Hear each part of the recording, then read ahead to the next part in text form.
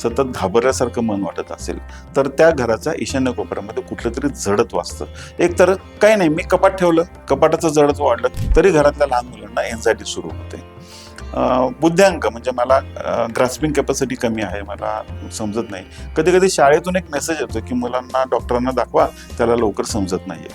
हा छोटा विषय आहे, पण त्याला जर उत्तम समजायचं असेल किंवा त्याच्या मनावर जर प्रेशर येत असेल, त्याच्या बुद्धिमत्तेवर जर प्रश्नचिन्ह उपस्थित असेल, तर नक्की ईशान्य कोपरा आपला चेक करणं गरजेचं आहे की त्या ईशान्य कोपऱ्यात जडत्व तर नाहीये ना.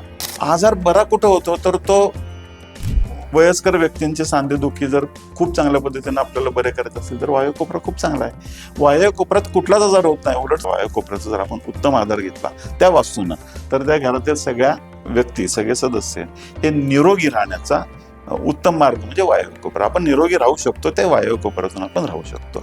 अशा पद्धतीने जर आपण बघितलं घरातील काही कोपरे, तर आपल्याला घरातील आजारपण हे बघायला मिळतं आणि आजाराचं दोषारोपण पण आपण करू शकतो, दोष काढू शकतो आपण.